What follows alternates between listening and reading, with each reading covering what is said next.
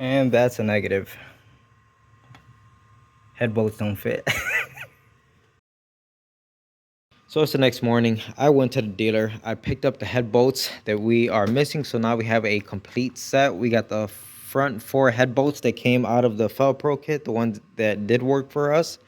And then I got the other 6 that go in the back. They are different. Here goes a part number in case anyone comes across this problem. So these are the bolts that have the captive washer. As you can see, the washer does not come off. Whereas these front 4 bolts right here do not have a captive washer, and they have a different part number because they try to sell you the washer separate. To get to this dealer where they had these parts, it was a round trip of 42 miles. And I figured while I was there, I'll ask them about this O-ring, the one I showed you guys before. And the guy's like, we don't got it. It'll take about a week for us to get it in if we were to order it. I'm like, nah, that's fine. It's okay. Amazon wants $43 for a $3 O-ring. No, thank you. I went on a OEM like Hyundai website, you know, OEM parts, and the part is like $3 and a few pennies, and then they want like $21 or $22 to ship it, and the arrival date is like some crazy stupid date because of you know, supply and crap like that. So no, thank you. So I ended up calling a different dealer, which is 32 miles round trip in the opposite direction from where I'm at, and the guy's like, yeah, we got a few of them in stock. Now, if I were a smart man, I would have called this dealer first and asked them if they had the head bolts. I could have killed 2 birds with 1 stone here. Instead, I'm driving a total of what, 42 miles and 32 miles. That's a lot of driving for freaking bolts and 1 little O-ring. But it is what it is. We need these parts. So I have to go back out. Let me go to that dealer and we'll get that O-ring. I'm out of breath. Guys, I just couldn't help myself. I had to put on these head bolts while I was here. It was bothering me because when it comes down to head bolts and how tight they have to be torqued, it always worries me, you know, that something's gonna break, that it's gonna pull threads or whatever. So I had to get this off of my mind. So I just went ahead and put the bolts in and torqued them down before I went out to the dealer. So the torque sequence for this is, first of all, get all the bolts to like 26.8 pounds, or just round up to 27 if you want. And then an additional 95 degree on each bolt. And then after that, an additional 95 degree on each bolt, of course following a sequence. But it's all done. I'm out of breath. That's just weight off of my shoulders. Let's run out to a dealer now. The thing I am going to do is contact Rock Auto and see if I could get a refund for these head bolts. Maybe at least a partial refund. Don't think they'll do it, but it's worth a shot, because typically they say, okay, put all the parts back in the box, send it back to us, and we'll reimburse you. They may not be willing to give me any money back, but I'll keep you guys updated. So I just got back from the second dealer. I don't know where I got those numbers from, but it was actually 22 miles each way. So another 44 miles for a freaking O-ring. There goes a part number right there in case anyone is interested. Now this escalated quickly because here goes the part. Remember, it used to be on the car. The reason why I had to take it off the car is because the old O-ring did not want to come off. It's almost like it was glued in here, it was embedded, and it came off in pieces. It's not super brittle, but it's enough that when you try to pull it off, it comes off in pieces. And what happened was, the reason why I had to really take this off of the car is because even though I got the old one out in pieces, there are still like chunks of rubber like glued onto the metal inside of the groove where the gasket sits. And if you know anything about O-rings, if there's any imperfections in that surface, the new O-ring is not going to seal. Here goes a new part. Cost me a full $3 and some change, and only 44 miles of driving and a few hours of my life. But look how perfect. And I could clearly feel that the new O-ring is sitting proud of the metal surface right here, whereas the old one, it was actually flush, and that's a recipe for a leak right there. So this is going to be good. As you can see, I got the water outlet installed. All of the hoses are reconnected, the clamps are in their places, and I just love putting on parts with brand new O-rings. It's just, let's go ahead and drop in all of the rocker arms. I have all of the lifters in place. You can see the rocker arms are off because I'm gonna go ahead and put some assembly lube right here. You could also use oil, but I have assembly lube, so I'm just gonna do that. Put it on the tip of each valve, where it makes contact with the rocker arm. And now we could put some assembly lube on each of the rollers. Before I install the upper half of the cylinder head, I have to clean both sides. You can see we got silicone going all the way around it. And I'm gonna have to clean up this side as well. I gave the top of the cylinder head a quick wipe down since we're gonna have to put silicone down. This is the side that's gonna mate up against it. Got it pretty good everywhere we're gonna put silicone. And I have two things here since we're dealing with mainly oil. I like to use the black silicone. The thing is, I got this one that's already open. It says gasket maker oil resistant, but then I got this one brand new in the package. It says advanced formula maximum oil resistance. I think I'm gonna go ahead and open the new one. I don't like doing this. I like to just use the ones I already have open, but clearly it says maximum, okay, and I don't want this to leak, so let's just open a new one. So I got the top half of the cylinder head bolted down, and if we look at the silicone squeeze out, it looks very similar to how it was from factory. You got to be careful with the silicone. Don't put too much. All you need is a thin layer, and you can see how it squeezes out. That looks pretty good to me. I'm happy with that. So I went ahead and cleaned each of the journals where the camshafts are going to go. Put a little bit of assembly lube in each one.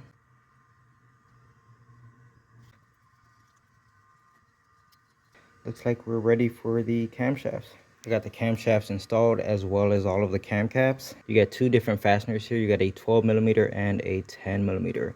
The 10s are going to get torqued down to 10 foot-pounds, and the 12s are going to get torqued down to 17 foot-pounds.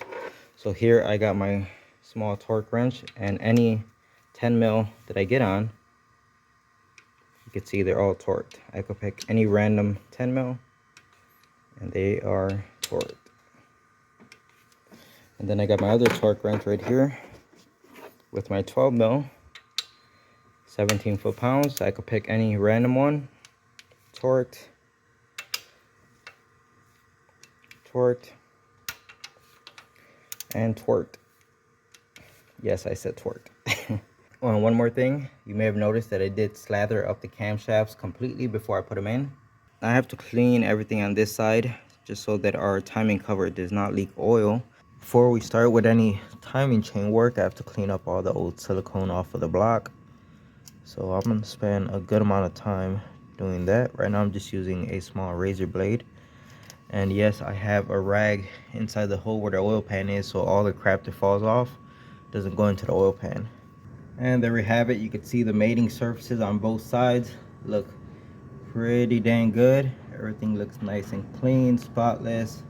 Turned out absolutely fantastic.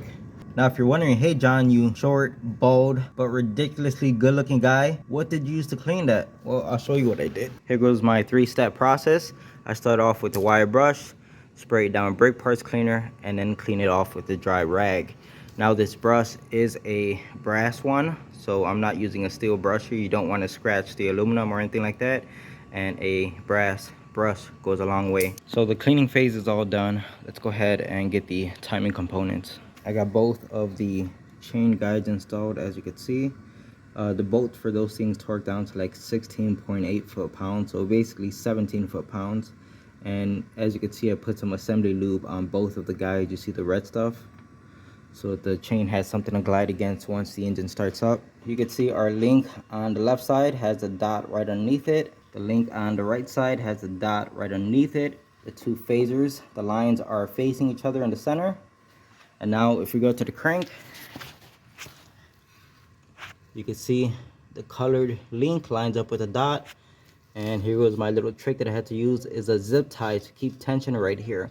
Because as soon as any slack developed on the lower half of the chain, it would jump a tooth. So I just used a zip tie real fast. I'm gonna go ahead and put the tensioner in place, and once we get that tensioner all set, we could remove the zip tie. All right, I got the tensioner installed. It's all torqued down. Basically, this thing is torqued down to about 9 foot-pounds.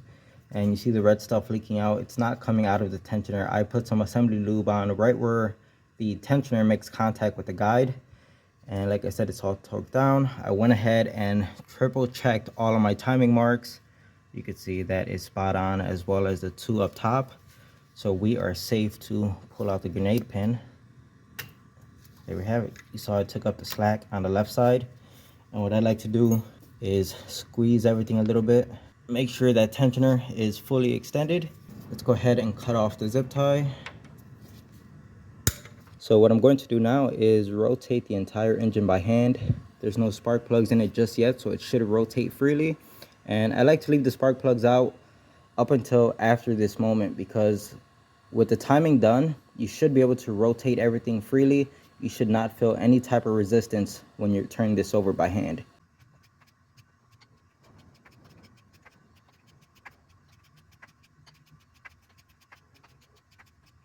All right, so I made a full rotation and no binding at all. It turned freely.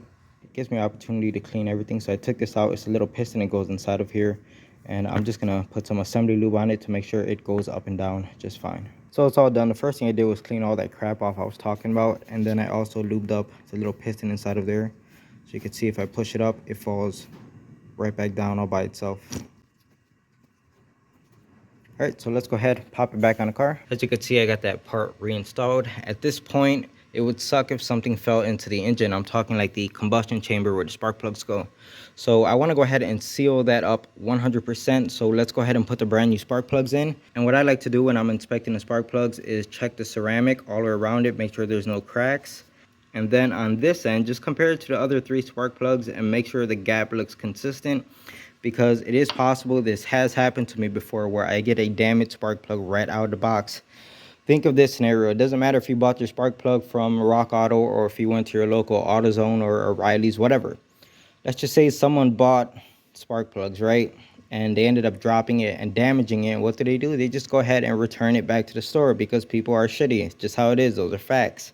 So here you come, you buy the spark plug, and if you don't check it, you're going to go ahead and put a damaged spark plug right into your engine. So just because it's new doesn't mean it works. Always check your parts.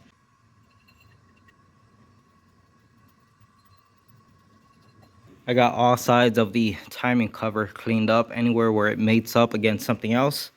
So you can see how good all of this looks. Same thing over here, as well as where the oil pan is going to go.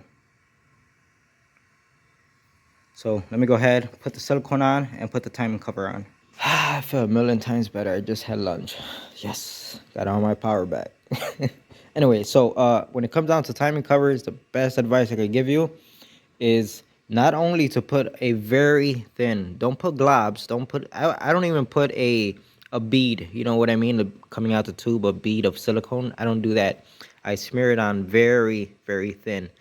And I also do the same thing on the engine side. Everywhere where that timing cover is going to meet up gets a very thin layer. And the only reason for that, it's not that it needs 2 layers. It's not that at all. The problem is with the confinements of the engine being in the car, sometimes it could be really tricky to get a timing cover in place without disturbing your silicone, whether it's on here or the engine side.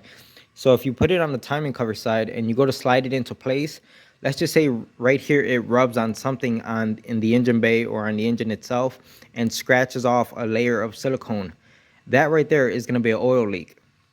So this is why I like to put a very thin layer on the cover and a very thin layer on the engine side, because in the event that it does happen to scratch off a little bit of silicone right here, you still have that basically insurance of silicone being on the block. So when the 2 pieces mate together, it'll still have silicone in that area that got scratched off, if that makes any sense. I hope it does. I got the timing cover installed. It's completely torqued down. So what I'm going to start doing is putting everything else that goes on this side of the engine, because I want to get it back on the engine mount and get my floor jack out from underneath the engine. Alright, so I got the tensioner in place and I put the belt behind the tensioner. Kind of did that beforehand because I knew it would be a pain in the butt to get the belt on afterwards. I got the pulley for the water pump installed. Down here, I got the crank installed. It's all bolted down. The next thing I want to put on is the alternator, but I want to go ahead and get the fuel injectors plugged in. So it's what I did, because you know, I don't want to put the alternator in place and then it becomes a pain in the butt to plug in the fuel injectors. I also plugged in the fuel pressure sensor, but I remember when I was taking this apart, it had a zip tie right here, and I'll show you guys a video of that.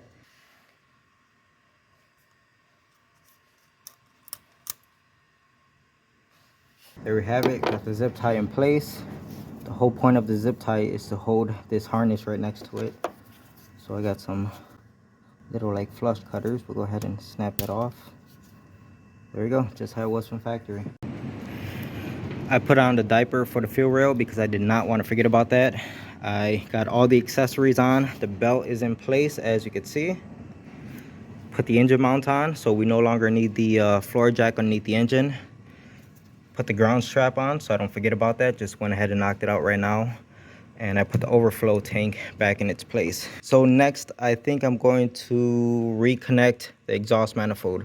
So let me put that new gasket in place, and then we'll go back underneath the car. Here goes a brand new gasket for the exhaust manifold. So let me get this installed. Someone asked me what happened to the chunk of the valve that broke off, and I have no idea. If we look inside the catalytic converter, I don't see a chunk of metal inside of there. But what I do see is, you see all the little specks on the catalytic converter? This thing was only on the car for 1 day, and look, there's already signs of this converter getting clogged. Doesn't take that long, guys. I got the exhaust manifold sitting on the studs. I still got to go up there and put the nuts back on it, but that's in place. And if you remember, there was a bracket down here holding the exhaust manifold in place. I wonder where's that bolt. Bam! Right here. That's exactly where it's at. I got the exhaust manifold all bolted down. Now the little heat shield that goes on top of it, I'm not going to put it on just yet. Just like I'm not putting on the fender liner that goes inside of here just yet, because the little unimportant things like that, I don't care about that. I'm just more concerned with putting everything on the engine that it needs to run, so we could start it up and just verify that everything's okay. Yeah, let's just go ahead and put the valve cover on it to minimize the risk of dropping something inside of here. Here I got the valve cover. I cleaned it out real fast. I hit it with some brake parts cleaner, then some compressed air. Now our kit came with a new valve cover gasket as well as new spark plug tube seals. So that's what I'm doing right now. These are the 4 old ones. They popped out pretty easy. I already installed 2 of them. Got 2 more to do. All right, so the valve cover is all set. All the new gaskets are on it, including the gasket for the high pressure fuel pump. I got the valve cover in place. It's got all the bolts, everything's torqued down. I went ahead and put the ignition coils in. One thing I love is whenever I'm putting on a valve cover that has like new spark plug tube seals, I just love when everything has cleared and all you have to do is like that last little, you know what I mean? As you can see, I moved the high pressure fuel pump up here, but I can't get it to go down because of course it has this giant spring. So I don't know if I'm just supposed to use the bolts to force it down or if there's a different trick to it. So before I go damaging anything, I'm going to do some research and find out what's the correct way to get that to go on. But it's coming along pretty fast, guys. So it's been a few hours since I left the garage. It's about 10 p.m. right now, and I decided to look up a YouTube video on this high pressure fuel pump, you know, what I got to do to install it, right? So I started watching a video and quickly noticed that I messed up. I did something wrong.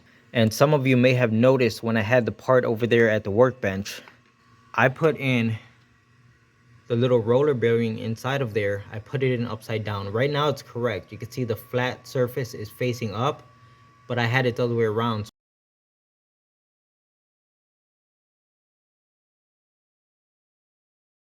And you can see if you put it the correct way, now the pump actually sits flat and you could put the bolts in with no problem at all. And I'm just kicking myself in the head like, oh my goodness, had I been stubborn and I would have just forced the pump on, and it would have went on because all you would be doing is compressing that spring. So it would have went on if you force it. But the second you attempted to start up this engine, not only would I have damaged the pump, but I would have damaged the whole exhaust camshaft because it would have taken out that whole lobe that actuates the high pressure fuel pump and completely destroying that camshaft. Just one of those things that, like, thank goodness, you get what I'm saying? As soon as I saw that video, I rushed out here quickly because I know what I did wrong. And I guess I'm just telling you this because I just wanted to show you guys that nobody's perfect. I sure as hell am not perfect. I make mistakes too, and it's easy to become complacent. You always have to be thinking about what you're doing. That could have cost big money right there had I destroyed that camshaft. So it's the next day. As you can see, I got the high pressure fuel pump installed, as well as the line going from the pump to the fuel rail. Now, like I said before, we're going to keep an eye on this line because I believe you're supposed to replace these lines every time you remove them. So we're gonna see if we could get away with reusing that. As you can see, I got the throttle body all cleaned up. It's looking pretty dang good. Cleaned up the mating surface back there where the O-ring's gonna go. I'm gonna go ahead and put the throttle body on the manifold while we got it off instead of doing it the other way around. So this actually has a brand new gasket. You can see the blue O-ring as well as the intake runners. These are all new gaskets. They're black, so they're kind of hard to see. But here goes all the old parts right here. That's for throttle body, and here goes the intake runners. So all new gaskets. Let me go ahead and bolt up the throttle body, and then I guess I'll slap this bad boy on the car. I got the intake manifold completely bolted down. Throttle body's in place. The coolant lines going to the throttle body are connected. So guys, we are just about there. I'm gonna start connecting the harness. So everything that I could see is reconnected. I've gone over it more than once. The only thing I don't have connected right now is obviously the air intake box, but that's not really necessary for the engine to run because this car does not have a mass airflow sensor, so it's not a big deal. Plus, I want it out of the way because I want to keep an eye on this fuel line to make sure we're not leaking anything. As you can see, I've reconnected the battery, and I think it's go time. All right, so let's go ahead and crank it for the first time. I'm kind of nervous, guys. I have not. Another thing to note is there is oil in the engine. It has the original oil that it came in with, so I have to do an oil change. But we don't have any coolant in the engine, so I'm not going to run it for too long. I just heard the fuel pump. Prime it up again. I'm not expecting it to start up right away because a high pressure fuel pump is going to have to build up pressure. All right, let's see what happens.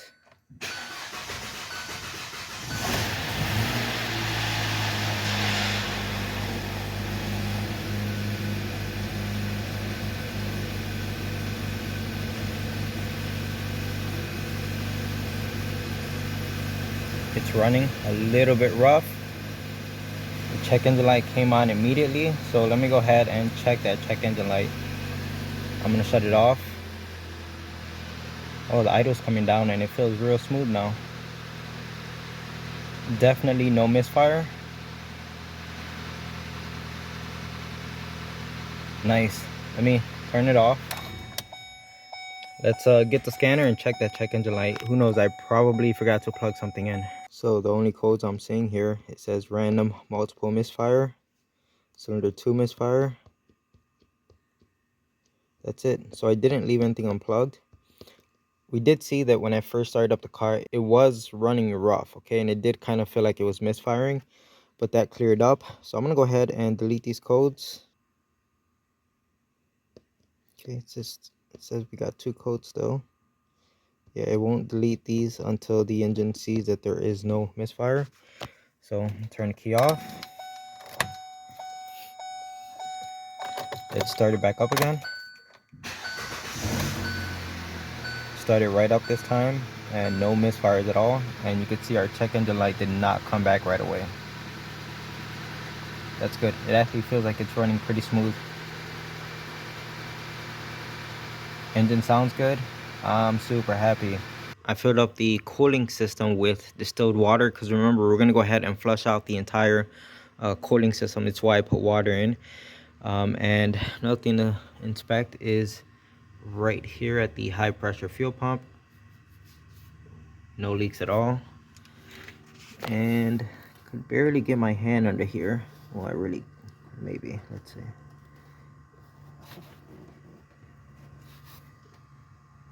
Nope, no leak at all. That's just like residue oil.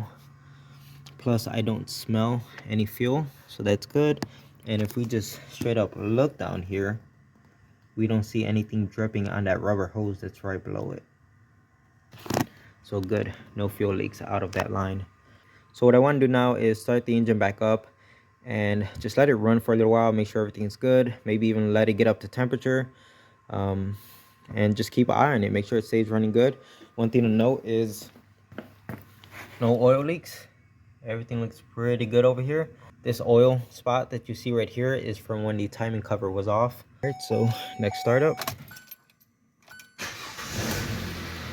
Starts right up. It's running pretty good, guys. I'm not gonna lie. Nice and smooth, no misfires, nothing. As you can see up top, the engine has been running a little bit over 17 minutes.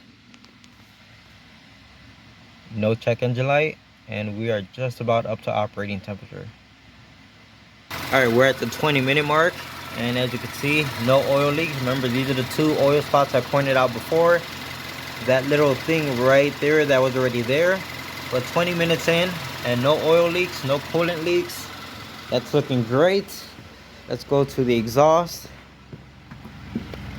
You can see we have a little bit of smoke, but guys, that is to be expected. Why? Because, well, when the car was running crappy, if you were to look inside of the exhaust manifold, it's completely coated in like wet soot and carbon and fuel. And you can imagine some of that stuff also got trapped in the catalytic converters. So this is the stage where it's trying to burn all of that stuff off. And that little bit of smoke, I guarantee you that'll clear up once the car gets driven around for a day or two. So the engine's running for about 30 minutes, right? And I start looking around, inspecting things, and I noticed a leak. If we look down there, you see the leak, looks like oil. So I started investigating, see where it's coming from, and I noticed that the oil is dripping off that 10mm bolt right there. I'm like, okay, so it's got to be coming from somewhere around here. And if we look behind here, you see that little black piece right there sticking out? That's a gasket. I'm like, what the heck? The whole time I had this cylinder head off, I didn't notice anything was on this side that required a gasket. I just thought it was all part of like the casting, part of the cylinder head. And then I'm like, you know what? This whole time I've been looking at this gasket that came in the kit. I'm like, I don't know where this thing goes. I haven't come across a gasket like this in my entire teardown. So I'm like, well, I don't need it because I haven't come across a gasket like that. Guys, I bet you this gasket goes right there. Well, the good news is this leak had absolutely nothing to do with me. That tells me this was an existing leak because I didn't even know this thing was there. I didn't even know there was a gasket to be replaced. So all I'm going to do is obviously let the engine cool off, and it's not a big deal to get all these like little hoses and stuff out the way. We'll get to that little panel or plate, whatever the heck it is, and replace this gasket. Not a big deal. But I'm loving it. Here it goes, guys. Only took a few minutes to get off. There goes a new one. So I was right about it going in this spot. Not a big deal. Just gonna go ahead and clean up the surface right there. So I wiped this down with brake parts cleaner, but you can see the crap that's on the sealing surface. You guys already know what I'm going to do, right?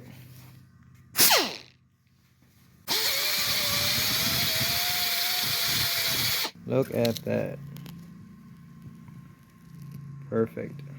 So as you can see, I got everything put back together. All of this is right where it belongs. And keep in mind, guys, no bolts left over. That's right, no man left behind, okay? So what I did was I went ahead and cleaned off the transmission down there with a brake parts cleaner because I'm pretty confident that we're not gonna have a leak anymore. So that's all settled, got the trans all cleaned up. I put the air box back in place. I put her original battery in. And remember, this battery was dead when it came in, but for the past few days, it's been sitting on a trickle charger. So the battery should be fine. I'm gonna go ahead and spray the negative post with some CRC just to kind of protect it a little bit. That looks good right there. This little diaper thingamajiggle, I'll get that installed right now. But one thing I did notice is, guys, you have to pay attention to this type of stuff. Do you see this? What is that? Well, that's a problem in the feature. That's what that is. The clamp is touching this harness. So I'm just gonna go ahead and rotate the clamp down so it's no longer making contact. See if I can get it even lower. How low can you go? Right there, boom. Now it's out of the way of the harness and we don't have any problem with that now. Oh, and I even put the heat shield in case anyone was wondering. And after you install the heat shield, make sure that the oxygen sensor gets put in this little clamp right there. You see the harness of the oxygen sensor going through its holder? Make sure that goes right back where it belongs because that harness could touch something really hot that it's not supposed to touch. And again, create more problems.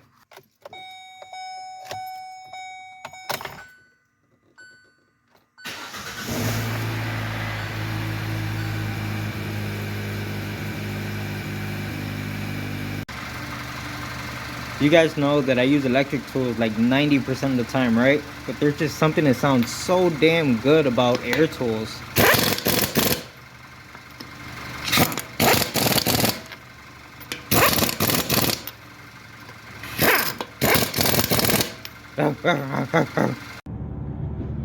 We are out on our first test drive, and it only makes sense if we're gonna go for a test drive, we might as well stop at AutoZone and pick up the oil and the filter for an oil change, as well as our new antifreeze, so we could change that out as well. So far so good, super smooth, no check engine light, no misfires, nothing.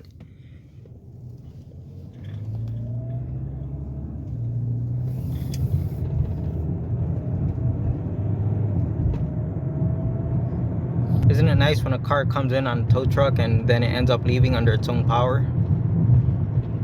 I made it back from AutoZone. It was probably like a 15-mile drive. We got our chemicals right there to do our oil change and our coolant change. The car did not skip a beat. It's idling perfect. It ran perfect. So here is, now that everything's up to temperature, nice and hot, here goes the upstream and downstream oxygen sensors. I would say that that catalytic converter looks like it's working. Now, if the green line looked a lot like the red line, then yeah, that would be a problem. But it seems to be doing something. So hopefully the car is happy with this aftermarket catalytic converters, because I know some cars just don't like it. If it's not the OEM, they don't like it and they throw a check engine light for that cat. But we'll find out. So it's now the next morning. I left the Hyundai parked right here in the driveway overnight. It was right here. And if you look on the floor, no signs of oil, no like stream of water, you know, antifreeze leaking out of it, nothing at all. Completely dry where the car was parked overnight.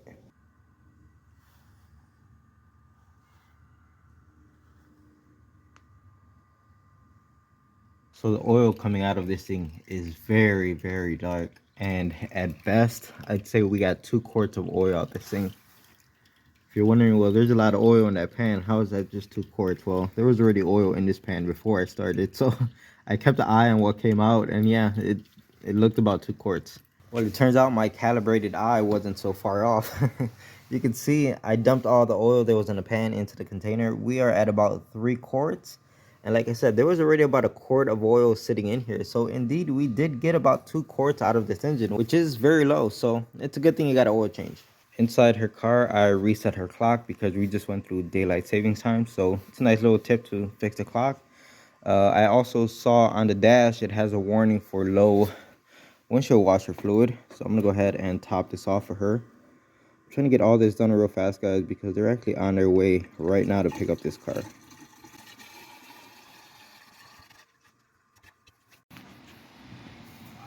There goes the Hyundai going back home.